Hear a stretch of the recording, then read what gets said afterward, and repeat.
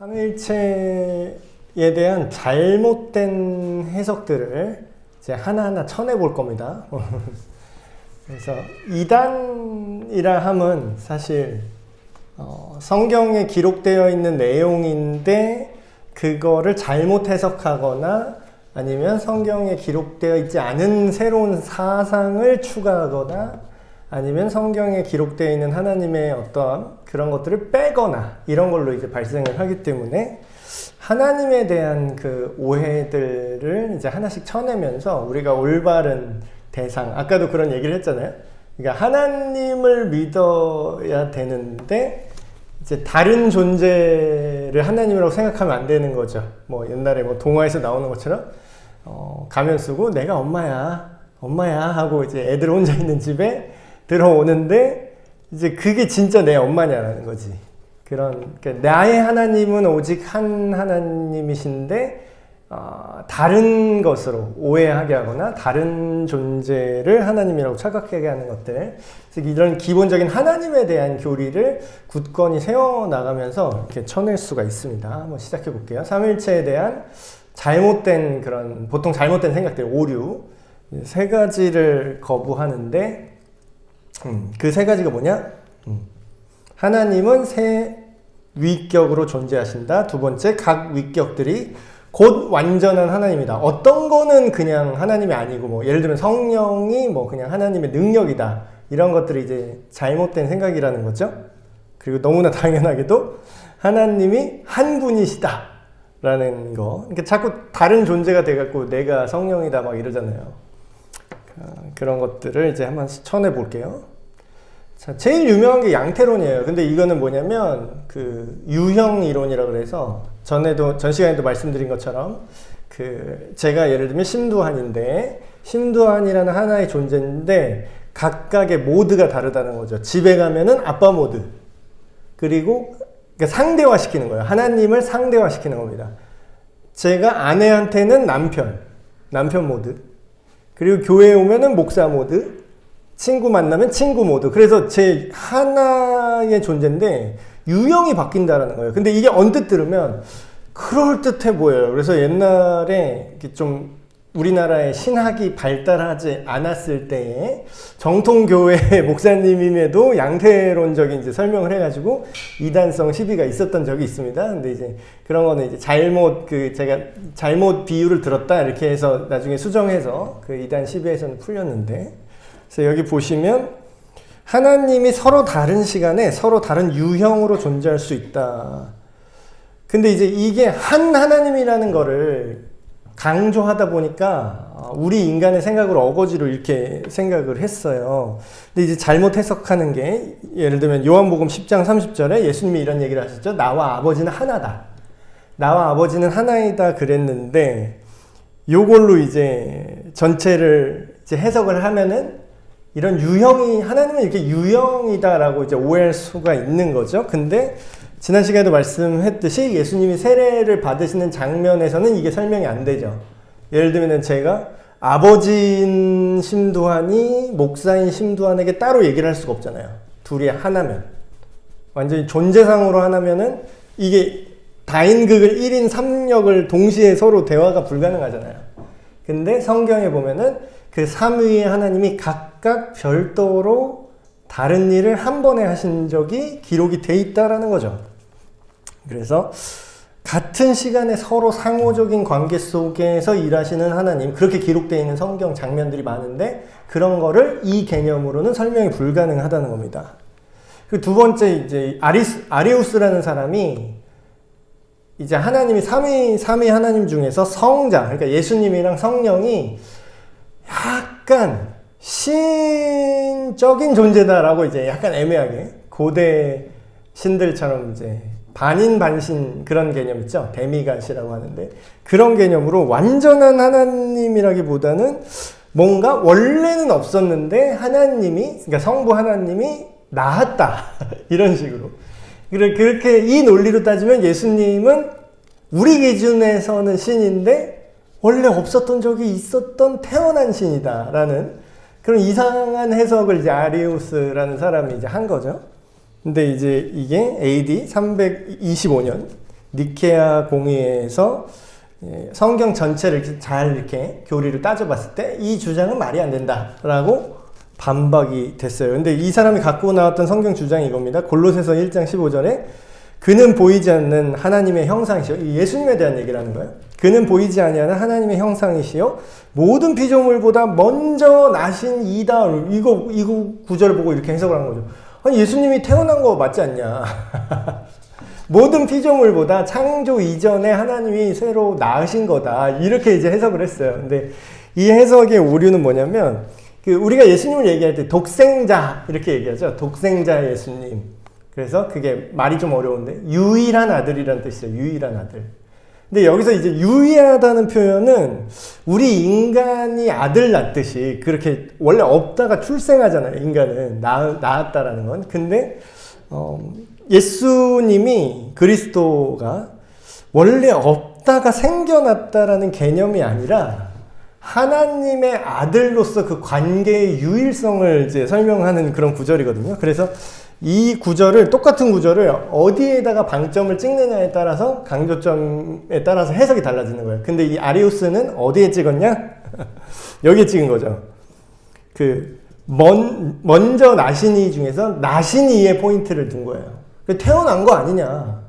그럼 원래 예수님이 없었던 적이 있었던 거 아니냐. 그러면 성부, 성자, 성령 중에 성자는 약간 종속된 존재가 아니냐. 같은 급의 신이 아니지 않냐. 원래 없던 적이 있었으니까. 이제 이런 주장을 폈는데 방점을 나신이에 찍는 게 아니라 먼저에 찍은 거죠. 그러니까 태초부터 존재하셨다. 요한복음 1장에 보면은. 그래서 성부, 성자, 성령이 어느 한 시점에는 안 계신 존재가 있었다라는 주장은 사실 성경에서 지지하기 어려운 개념입니다. 그래서 또 뭐 동일 본질, 유사 본질 이게 어려운 말 나오는데 쉽게 얘기하면 이런 거예요. 종속돼 있느냐, 각각 어느 하나가 높고 낮은 하나님이 아니라 각각으로 존재하는 하나의 존재인가.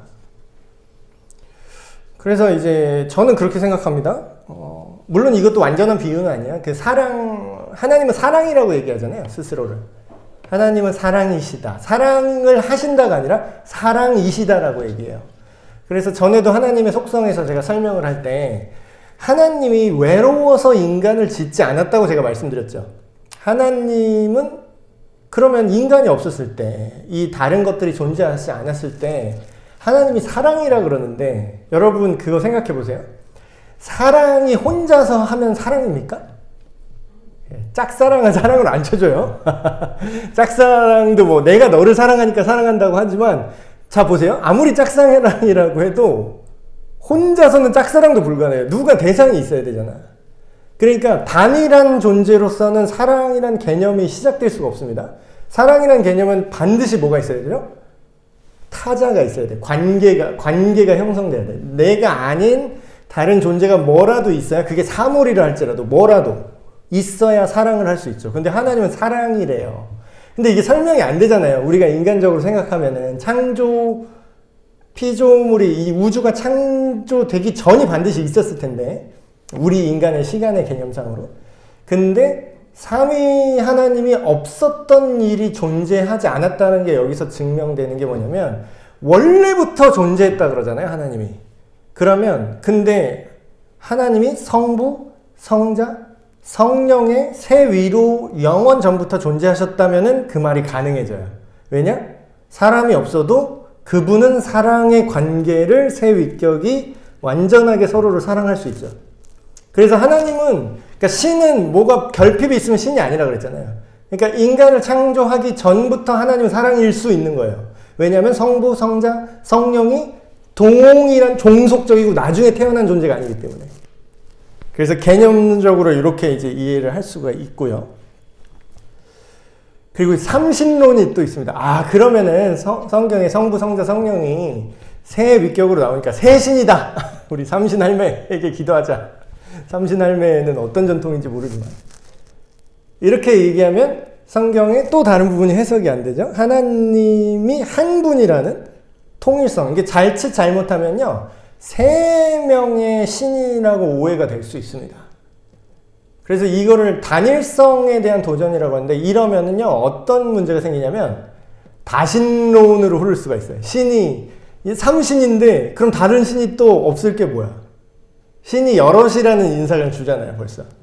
그래서 이런 생각은 사실 어떤 이단도 삼신론을 지지하진 않아요. 이건 너무 명확하게 성경에서 반론이 나타나 있으니까. 이렇게 어렵죠. 삼위일체가. 뭐 이해가 잘 안 되잖아요. 논리적으로. 뭐 그게 중요합니까? 이렇게 복잡한데 뭐가 이렇게 중요해요? 이렇게 복잡한 거 싫어하시는 분들 그냥 아이 대충 믿어요. 이런 분들 있어요. 그러니까 이제 낚이는 거예요. 내 아버지가 정확히 어떤 분인지를 알아야 되죠. 삼위일체 교리를 만약에 대충 잘못 이해하면 어떤 문제가 발생하냐면요. 첫 번째, 우리가 이제 용서를 받는다고 그러죠. 우리가 구원받는데 문제가 생겨요. 목사님, 예수님만 잘 믿으면 구원받는다면서요. 그러니까 그 예수님이 누구냐고. 자, 예수님이 십자가에서 달리셨을 때를 생각해 보세요. 그 장면을. 그러면 모든 인류의, 저와 여러분을 포함한 모든 인간들의 죄를 대신 대가를 지불하기 위해서 돌아가셨다고 했죠. 그럼 누구한테 죄를 진 거지, 여기서? 이 상황에서? 대상이 누구죠? 성부 하나님이죠. 근데 성부 하나님이 돌아가실 수는 없잖아요. 그럼 신이 없었던 적이 있나? 인류 역사에 신이 잠깐 사라졌던 적이 있다는 게 말이 안 되잖아요. 신은 영원해야 되는데. 근데 누군가 신이 또 죽어야만 해. 그러니까 이게 삼위일체로 성부, 성자, 성령으로 존재하지 않으시면 그 인류를 위한 그 십자가 사건이라는 그 개념 자체가 성립을 못해요. 그걸 할 수가 없어요. 근데 삼위로 존재하는 하나님이기 때문에 가능한 거죠. 그리고 만약에 예수님이 인간이었다라고 얘기를 한다면 또한 인간이 전 인류의 죄를 대신 짊어질 수가 있나요? 모든 인간은 죄가 있잖아요. 그래서 그것도 또 불가능해지죠. 그리고 만약에 아까 아리우스주의처럼 예수님이 완전한 하나님이 아니다.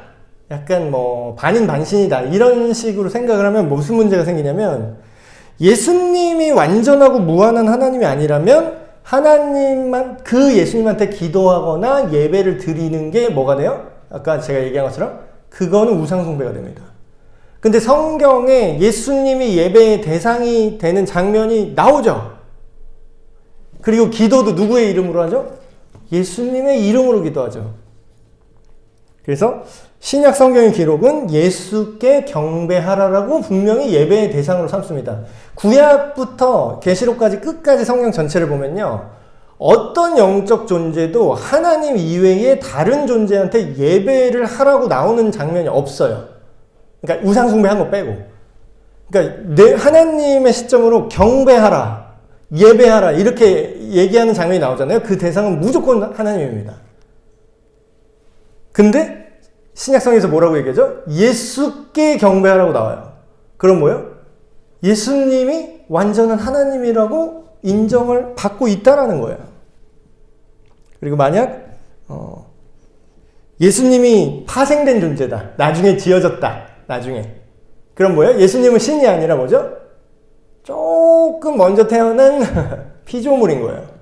그럼 뭐예요? 성경에 십계명이 나오죠. 피조물에게 경배하지 말라 그러죠. 그 어떤 피조물에게더라도. 그럼 뭐예요? 예수님에게 기도하는 모든 것들. 우리가 예수님을 믿어서 구원을 받는다는 게 뭐예요? 결국은 피조물을 통해서 구원을 받는다는 거잖아요.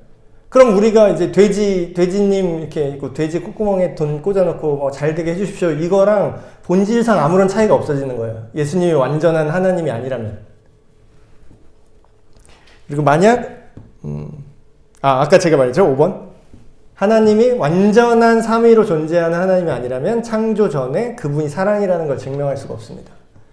어느 한 시점이라도 혼자 있었던 적이 있었다는 뜻이니까. 그건 말이 안 되는 거죠. 결국 삼위일체 교리가 무너지면요. 기독교 신앙의 핵심이 무너져요. 왜냐하면 우리가 구원받을 수 있는 예수님을 통한 십자가 사건이 삼위일체로 설명을 안 하면요. 그 자체가 다 무너지게 되어 있습니다. 그래서 내 생각대로 하나님을 믿는 거. 그러니까 구약의 출애굽기 때 이스라엘 백성이 금송아지 상을 이렇게 만들었잖아요. 그리고 그거를 뭐라고 그랬냐면 우리를 이집트에서 구원한 여호와다라고 이름을 여호와라고 불렀다니까요. 그 금송아지한테. 근데 오늘날에도 똑같은 일이 일어납니다. 똑같은 일. 물어봐요. 제가 어떤 분을 만나서 이렇게 대화를 하는데 자기는 목사님 자기를 어떻게 생각하실지 모르겠지만 당신은 이제 본인은 하나님을 믿는다는 거예요. 아, 그러세요? 그랬어요, 제가. 잘 믿는데. 근데 본인이 믿는다고 하는 하나님이 어떤 하나님인지 알 게 뭐예요? 그러니까 본인이 하나님이라고 생각하는 걸 믿을 수 있어요. 본인이 하나님. 그러니까 예를 들면 이런 겁니다. 자기도 하나님을 믿는데요. 그래서 어떤 하나님을 믿느냐 그랬더니 하나님은 모든 사람을 사랑해서 처벌하지 않으시고 모든 걸 다 품어주신다는 거야. 그래서 우리 하나님은 어떤 사랑의 형태도 제한하지 않으시고 남자가 남자를 사랑하든 남자가 개를 사랑하든 모두 다 사랑 러브 앤 피스라는 거야. 그럼 뭐예요? 제가 뭐라 그러죠? 그건 네 생각이고 물론 이렇게 직접적으로 말할 수는 없죠. 속으로 이렇게 얘기하는 그건 네 생각이고 그 우상숭배랑 똑같은 거예요. 자기가 그게 하나님이라고 생각을 하는 거야. 그러니까 자기가 근데 성경은 그 하나님이 분명하게 독특하고 특정한 그 하나님을 말하고 있어요. 내 생각의 하나님이 아니라. 근데 그걸 내가 생각해낼 수도 없을 정도로 기상천외하게 독특한 하나님이죠. 삼위로 존재하신 하나님. 그러니까 내 생각대로 믿는 건 불가능합니다. 왜냐하면 내가 생각해낼 수 없을 정도로 신기한 방식으로 존재하시거든요. 성부, 성자, 성령의 근데 구별되는 특징이 있어요. 아, 목사님 어차피 또 예수님이 하나님이고 하나님이 성령님이고 성령님이 하나님이고 성령님이 예수님 아니에요? 이렇게 알면 이건 틀린 말이에요. 틀린 말입니다. 성경에 써있는 대로 믿어야죠. 내 느낌대로 믿으면 안 된다 그랬죠. 자, 존재상의 삼위일체와 역할상의 삼위일체라고 우리가 이해를 돕기 위해서 이렇게 구분을 했습니다. 신학자들이. 근데 이게 사실 딱 구분되는 게 아니라 어차피 다 섞여있는 개념이긴 해요. 삼위일체의 각각의 위격이 다른 역할과 기능을 하는 장면이 성경에 써 있어요. 그러니까 제가 얘기했죠. 우리 느낌대로 생각대로 믿으면 안 되고 성경에서 하나님 스스로 알려준 대로 믿어야 된다. 그래서 써 있는 대로 우리가 믿는 거예요. 써 있는 대로. 지어낸 건 하나도 없어요. 자, 보시면 창조하신 거는 어떤 하나님이죠? 이 세상을 창조했다. 물론 삼위 하나님이 함께 창조하신 건 맞는데 굳이 그 삼위 하나님 중에서 하나의 위격으로 창조 때에 누가 창조하셨다고 나와요? 성부 하나님께서 이 세상을 창조를 의도하시고 계획하셨다. 그리고 성자 하나님. 근데 말씀이라고 나오죠. 태초에 말씀이 계시네. 그 말씀은 이제 예수님이라고 해석을 하는데 그 예수님은 창조를 수행하셨다. 그리고 성령 하나님은 창조 안에서 존재가 드러나고 유지되게 하신다. 창세기에 나와요. 여호와의 영은 그 수면 위에 운행하시더라 나오죠. 그리고 구원하시는 하나님의 일, 구원 사역에 있어서 삼위의 기능입니다. 성부 하나님, 인간과 온 피조 세상을 구원하시기를 계획을 짜셨어요. 설계를 하신 거죠. 성부 하나님이. 그리고 그 설계를 실행하기 위해서 성자 예수 그리스도를 이 땅에 보내십니다. 그리고 성자 예수님은 어떤 일을 하셨냐? 그 계획, 아버지 성부 하나님의 계획에 순종하시고 인류를 구원하는 직접적인 행위를 하세요. 십자가에서. 그래서 예수님이 실제로 본인이 성경에 복음서에 나오죠. 아버지 내 뜻대로 한 게 아무것도 없고 아버지께서 나에게 알려주신 대로 내가 한다. 그럼 실제로 이 말이 맞다는 거죠. 그리고 성령 하나님은 어떤 일을 하시냐? 우리가 예수님을 믿게 하시는 게 성령님의 사역입니다. 그러니까 우리가 복음을 전하잖아요. 복음을 예수님이 이런 분입니다. 그래서 현대에 막 좀 신비주의 좀 이상하게 빠진 교회들에서는 성령님을 무슨 뭔가 초자연적인 일을 일으키는 그런 하나님의 능력, 어떤 영 그런 걸로 이제 오해들을 하시는데 실제로 성령님의 제일 큰 사역이 뭐냐면 예수님을 알게 하는 게 성령님이 하시는 일이에요. 예수님을 믿게 하는 거, 거듭나게 하시는 거. 그게 성령님의 일입니다. 장풍 쏘는 게 성령님의 일이 아니고요. 뒤로 잡아뜨리는 게, 기도받아서 뒤로 잡아뜨리는 게 성령의 일이 아니에요. 그건 뭔 헛짓거리야, 그게. 근데 사람들은 그걸 성령 사역이라고 말을 해요. 그 뭐예요? 그거 금송아지예요, 그거. 성경에 그런 내용 안 나와요. 성경에 뭐 기도해서 성령의 능력으로 잡아뜨려라, 기도의 능력이 나간다, 막 성령 받아라, 막 이거 이찬수 목사님도 얼마 전에 얘기하셨대. 이찬수 목사님이 그거 성령 받아라, 불로 이런 사람들을 이제 뭐라고 이제 비판하면서 이런 얘기를 했어요.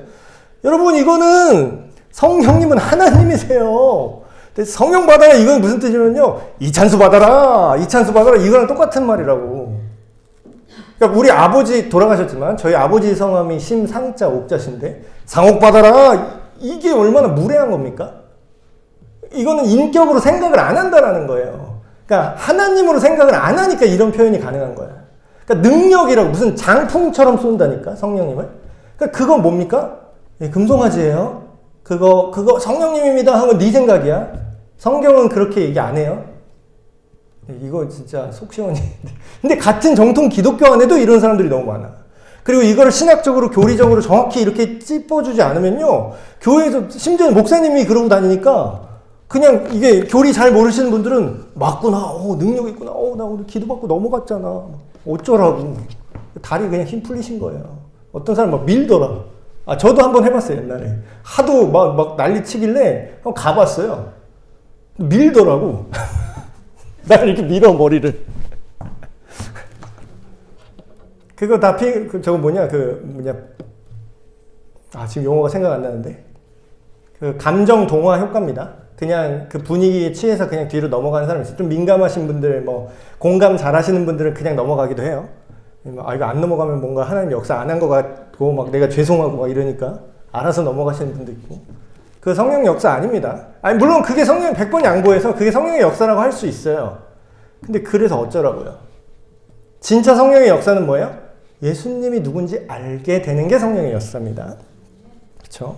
제가 이거는 정말 제대로 카운터를 칠 수가 있습니다. 구원을 성취하고 성령 하나님은 우리가 예수님을 믿고 따르는 실질적인 우리의 삶 속에서 성경을 읽을 때 뭐라고요? 성경 저자가 누구죠? 성령의 감동으로 쓰여졌다 그러죠. 예수님을 믿게 하는 게 성령의 일, 성경을 읽을 때, 말씀을 들을 때 하고 깨닫게 하시는 것도 성령의 일입니다. 뒤로 자빠지는 게 일이 아니라. 그렇죠? 자, 또 보시면 각 위격은 아까 얘기했죠. 어느 하나가 먼저 있고 나중에 탄생된 게 아니라 영원 전부터, 그러니까 시간 밖에, 시간이란 개념이 생기기 전부터 삼위 하나님은 존재했다. 그래서 영원 전부터 어느 하나가 우월하거나, 근데 우월한 것처럼 보이는 장면이 나와요. 그러니까 예수님께서 아버지를 되게 높이시잖아요. 근데 그거는 관계상의 그런 얘기지, 실제로 종속적이거나, 여기 뒷페이지에 써있죠. 존재적으로는 동등하지만 역할로는 종속적이다. 요거를 이해를 잘 하셔야 돼요. 존재가 성부가 제일 위고, 그 다음에 성자고, 그 다음에 성령이고, 이 순서로 계급이다, 이게 아니에요. 완벽히 존재적으로는 동등하지만 역할이 어떻게 된다고요? 역할. 그러니까 이거를 우리가 하나님이 우리한테, 인간한테도 이제 반영한 관계들이 있습니다. 우리가 이걸 잘못 이해하면 이렇게, 예를 들면 대표적인 거 부부관계. 남자와 여자. 자, 뭐예요? 우리가 그냥 이거를 줄 세우기 하면 어떻게 돼요? 그러니까 힘센 건 남자잖아. 남자가 여자보다 힘이 세니까 더 우월하다고 볼 수 있습니까? 위에서 지배하는 건가요? 근데 보통 옛날에는 그렇게 생각했어요. 근데 어떻게 해요? 하나님께서는 관계상에서 서로를 섬기는 그런 건 있지만 그 안에 계급은 안 만들었다는 거예요. 동등하게 남자와 여자 모두 하나님의 형상이죠. 그러니까 역할로 종속적인 거. 그러니까 돕는 배필로 여자를 지으셨다 이러죠. 여러분, 돕는 사람이, 우리 그냥 흔한 생각으로 돕는 사람은 뭔가 하인 같다 이렇게 생각을 해요. 근데 전혀 그렇지 않아요. 전혀 그렇지 않습니다. 돕는 사람이 없으면요, 그 일이 진행이 안 돼요. 그러니까 앞에 리더가 이끌고 간다고 하는데, 따르는 사람이 없는데 네가 무슨 리더야. 리더는 한 명이니까 막 대단해 보이죠. 한 명이고 막 나를 따르라 하고 혼자 다 끌고 가는 거 같고 멋있어 보이잖아요. 근데 반대로 말하면 뭔지 아세요? 그를 따르는 사람이 없으면 그는 아무것도 아닌 거예요. 그러니까 기능상 리드하는 사람과 그걸 돕고 따르는 사람이 있는 거지 그게 위아래의 개념이라고는 볼 수 없는 겁니다. 그래서 성령님도 예수님을 알려주시고 되게 종속적으로 보여요. 별도의 어떤 새로운 교리를 만들어내지 않습니다. 성령님은 예수님이 얘기하신 그리고 성부 하나님께서 주신 율법을 그냥 깨닫게 하시는 역할을 하는 거예요. 그러니까 종속적으로 보이죠. 예수님도 갑자기 내가 새로 와서 내가 새로운 신이니까 새로운 교리를 줄 게가 아니라 뭐예요? 이미 주셨던 성부 하나님의 그 뜻을 해석하고 적용해 주시죠. 그러니까 종속적으로 보일 수 있지만 사실 각각의 모든 위격은 하나님이시다. 세 위격의 관계. 각각의 위격이 각각 온전한 하나님입니다. 이것도 우리가 잘못 생각하면 3분의 1, 3분의 1, 3분의 1. 셋이 합쳐서 한 하나님. 이렇게 오해할 수 있거든요. 그러니까 이게 신비예요. 이게 신비. 또 두 번째, 각각의 위격은 하나님의 모든 속성을 소유하고 있고 어떤 위격도 다른 위격이 소유하지 않은 독특한 속성을 혼자 갖고 있지 않다라는 거예요. 그러니까 이게 인간과 다른 점이죠, 하나님이. 이게 신비입니다. 인간은 어때요? 세 명이 아무리 친해도 셋이 완전히 같을 수는 없어요. 각각의 누군 갖고 있고 누구는 갖고 있지 않은 그런 속성이 분명히 있죠. 인간이 셋이 아무리 친해도. 근데 하나님은 본질상 한 하나님이시라는 거예요. 그리고 아까도 말했듯이 유형이론 그런 것도 아니죠. 한 존재가 다른 세 가지 방식으로 존재하는 것도 아닙니다. 그리고 세 가지 위격이 존재하나 각 위격은 동일한 하나님이시다. 그래서 이제 지금 이게 설명을 들었어요. 근데 제가 지어낸 말이 아니라 이해 안 되는 복잡한 얘기가 성경에서 뽑아낸 내용이에요. 그러니까 아까 제가 말했죠. 이거를 이해가 안 된다고 내가 이해되는 방식으로 하나님을 새롭게 만들어. 그럼 뭐라고요? 그 금송아지라고. 그거 우상숭배라고요. 그렇죠? 지금까지 논의를 통해서 우리가 알 수 있는 거는 이해의 대상이 아닙니다. 삼위일체는. 그러니까 성 어거스틴 이런 얘기를 했어요. 삼위일체는 하나님, 삼위일체 하나님은 이해의 대상이 아니라 경배의 대상이다. 이렇게 얘기해요. 근데 이런 생각을 하죠. 목사님 그러면 이해 안 되는 걸 어떻게 믿을 수가 있어요? 그러니까 보통은 이렇게 생각해요. 이해를 해야 믿을 수 있다고 생각해요. 근데 이거는 잘 생각해 보세요. 우리가 이해를 해서 믿는 게 사실 별로 없어요.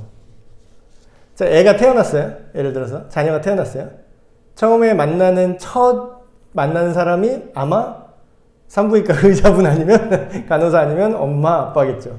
그러니까 엄마 아빠를 만난다고 할게요. 처음 엄마 아빠를 만났으면 애가 엄마 아빠를 뭘 알겠습니까? 애가 태어난 지 얼마 안 됐을 때 부모를 알아요? 뭘 알아? 내가 몇 살인지도 몰라요. 아니 몇 살이라는 개념이 뭔지도 몰라. 그 태어난 애는. 그쵸? 근데 걔가 나를 이해를 못한다고 해서 나를 안 믿나요? 이해를 하는 것만 믿어요 우리가? 아니요. 본능적으로 아이는 자라면서 그 관계를 통해서 배웁니다. 지금 우리 딸이 초등학교 2학년이에요? 그래도 많이 컸죠? 이제 말도 잘해요. 말도 곧잘 하고 이제 당연히 2학년인데 말 잘해야죠. 근데 얘가 나랑 막 깊은 철학적 얘기를 할 수가 없어요. 왜 못 알아듣는 얘기 하지 마 막 이래요. 얘가 아빠인 나를 알까요? 지금 2학년 된 애가? 얘가 나를 알면 얼마나 알까요? 내가 얘 기껏 아는 거 내 이름이 뭔지, 내 나이, 내가 뭐 먹는지, 뭐 좋아하는 건지, 뭐 이런 거 알겠지. 근데 내가 갖고 있는 생각 중에 얘가 몇 프로나 알 수 있을까요? 얘가 기독교 신학의 그 교회사와 이런 성경 기독교 변증, 내가 알고 있는 정보의 몇 %는 알고 있을 것 같아요. 얘 심함이가. 모르잖아요. 모르니까 얘가 날 안 믿어요? 나랑 관계를 끊어요? 아니에요.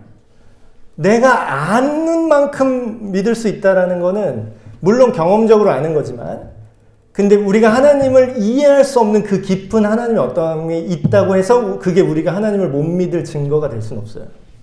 오히려 그 반대일 수도 있죠. 우리가 알 수 없을 정도로 독특하고 탁월하신 분이기 때문에 그는 신이라고 인정할 수 있는 거예요. 인간이 생각으로 상상으로도 만들어낼 수 없는 독특함을 갖고 있으니까.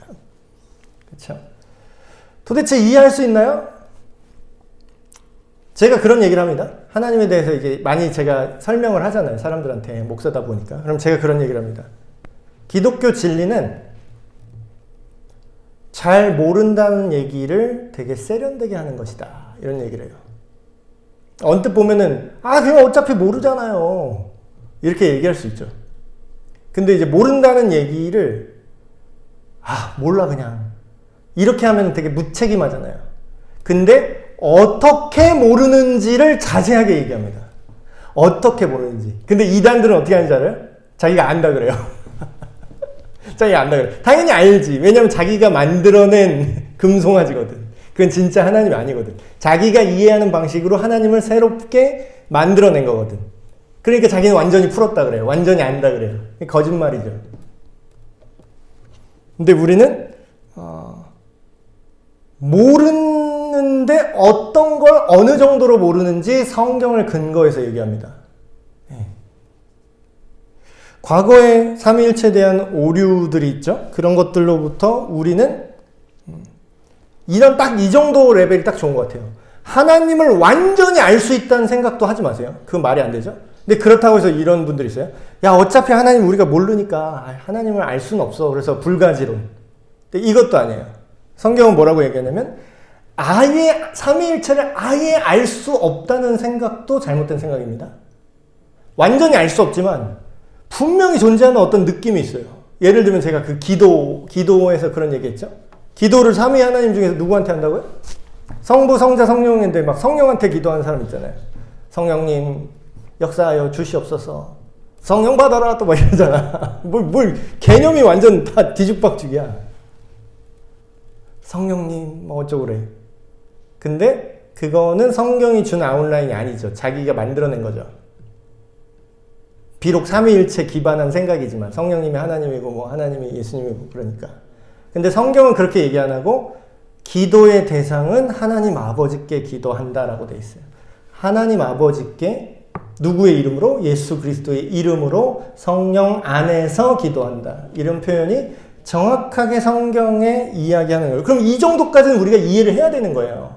모른다. 삼위일체 너무 어려워. 몰라. 이게 아니라 이런 개념 아웃라인은 우리가 갖고 있어야 돼요. 완벽히 이해는 못해도 성경이 말하는 데까지는 삼위일체를 우리가 알고는 있어야 되는 거죠. 그래서 여전히 우리 인간의 이성으로 이해할 수 없는 어떤 신비한 부분이 분명히 존재합니다. 근데 이제 그냥 이거는 말도 안 되는 거를 우기면서 그냥 믿어, 그냥 믿어 이런 무책임한 얘기를 하는 게 아니에요. 자, 보세요. 하나님이 세 위격이신데 하나님은 한 분이다. 이런 개념들. 물론 여러 가지 이제 해석을 할 수 있겠지만 완벽히 이해를 하긴 어렵지만 모든 비유를 어떤 비유를 가져와도 불완전하긴 합니다. 그래도 이제 또 저는 또 이런 비유를 또 생각을 해봤어요. 어떤 음악하는 분들이 이제 이런 얘기를 하더라고요. 삼위일체를 코드에 비유해서 이제 얘기를 하더라고요. 코드. 삼화음이라고 하죠. 여러분들이 배운 거. 음악 시간이 너무 예전에 비해서 기억이 가물하실 수 있지만 이제 C 코드라는 게 있습니다. C 코드라는 게 있는데 이거는 C 코드는 두 개인가요? 하나인가요? C 코드라는 건 하나밖에 없죠. 하나예요. C 코드는 하나인데 C 코드를 구성하는 거는 도, 미, 솔이 다 있어야 C입니다. 이 셋 중에 아무거나 하나만 없어도 C라고 할 수는 없어요. 근데 이 도, 미, 솔이 있잖아요. 이게 위치가 역할이 바뀌어요. 그러면 바뀌어도 더 이상 C라고 할 수 없습니다. 그거는 뭐 E 베이스 C지 C는 아니에요. 더 이상. 근데 각각의 독특한 위치가 있는데 그게 서로 섞여도 안 되고 그리고 그 어느 하나가 빠져도 안 돼요. 이제 이런 개념으로 또 생각을 해볼 수가 있는 거죠. 그래서 이거를 삼위일체를 그러면 우리가 기독교 신앙을 실질적으로 살아가는데 어떻게 적용을 할 건가 이렇게 생각을 해보면 우리가 하나님을 닮게 지어졌다고 그러죠. 근데 그러면 삼위일체 하나님이 갖고 있는 그 성향도 우리한테 있다라는 걸 알 수 있어요. 왜냐하면 창세기 인간을 지을 때 하나님이 이렇게 얘기하죠. 우리의 모습을 따라서 우리의 형상대로 인간을 만들자. 그 삼위일체로부터 온 어떤 속성이 뭐냐면요. 통일성과 다양성입니다. 통일성과 다양성. 보세요. 우리를 만드신 인간관계에도 그 삼위일 하나님이 반영되죠. 아까 우리가 부부 사이 남자 여자 이렇게 물론 셋은 아니지만 어떤 타자를 대하는 방식을 우리에게 얘기를 하죠. 자, 결혼에 대해서 하나님이 뭐라고 얘기를 하시죠? 결혼에 대해서 우리가 결혼 기독교식으로 주례하는 거 보면은 그런 말씀 구절 많이 인용하시잖아요. 하나님께서 남자와 여자를 지으시고 이 둘이 합하여 하나가 될지니라 이런 말 많이 하죠. 결혼식 때 둘이 하나가 된다. 그 삼위일체의 개념 둘인데 하나예요. 삼위일체도 마찬가지예요. 셋인데 하나래. 근데 그 삼위일체까지는 아니지만 우리에게도 각각 독립적으로 존재하는 타자인데 부부가 됨으로 인해서 둘인데 하나래요. 근데 하나가 됐다고 하는 게 내 생각이 아예 없어지고 우리 아내의 생각이 내가 흡수되는 것도 아니야. 그 반대도 남편의 생각이 아내가 흡수되는 거 아니야. 각각 여전히 남편의 생각과 아내의 생각이 각각 존재하나 그 둘이 화합해서 마치 하나의 사람처럼 한 가정으로 움직인다라는 거예요. 공동체가 된다라는 거죠. 이게 어디까지 개념이 확장되냐면 가정에서 교회로 확장됩니다. 교회 뭐라 그러죠? 하나님의 백성으로 하나님의 몸된 지체. 지체라는 표현이 뭐 옛날 표현이지만 그냥 몸의 구성 단위라고 얘기하는 거예요. 손이 있고 왼손이 있고 오른손이 있죠. 다르죠. 왼손이 오른손은 아니잖아요. 왼손은 왼손이고 오른손은 오른손이지 이 두 개가 하나는 아니죠. 각각 별개로 존재하는데 한 사람 안에서 움직이죠. 그런 것처럼 교회도 우리가 교회 안에 여러 사람이 있고 뭐 가르치는 자, 뭐 전도하는 사람, 봉사하는 사람, 뭐 여러 가지 사람들 있죠. 교회 안에. 근데 뭐라 그래요? 한 몸이다. 누구를 머리로 한? 예수 그리스도를 머리로 삼은 하나의 몸이다라고 얘기를 해요. 그러니까 기독교 신앙은 하나님 자체도 본인도 공동체로 존재하시기 때문에 그 최근에 막 그런 거 있잖아요. 나 혼자 잘 믿으면 돼. 이렇게 분열주의. 자꾸 혼자 개인주의. 나 혼자 믿어도 돼. 이런 거. 전혀 완전 비성경적인 생각입니다. 하나님은 공동체로 하나님 자신이 공동체로 존재하는 분이기 때문에 공동체로서 존재하고 물론 개인의 신앙 고백이 구원이에요. 공동체가 신앙 고백한다고 내가 뭐 교회가 잘 믿으면은 내가 교회에 등록만 한다고 내가 구원받고 이런 건 아닙니다. 구원은 각 개인의 신앙 고백이 맞지만 그 구원받은 개인이 정말 개인으로서 존재하느냐라는 거예요. 우리가 천국 가서 막 각방 쓰는 게 아니라는 거예요. 천국에 혼자 가는 게 아니에요. 우리 아버지요. 하늘에 계신 우리 아버지요. 천국은 하나님 나라는 어떻게 돼요? 공동체입니다. 하나님 나라는 혼자 있을 수가 없어요. 그래서 여러 몸. 그리고 온 세상을 볼 때도 이 하나님의 관점, 삼위일체적인 관점으로 이 세상을 보면요. 여러 인종들이 있죠. 여러 인종들. 근데 유전적으로 모르겠습니다. 진화론을 믿는 사람은 다르게 생각할 수 있는데 만약에 하나님이 인간을 창조했다고 믿으면요. 모든 유전 정보가 하나에서 갈라진 거예요.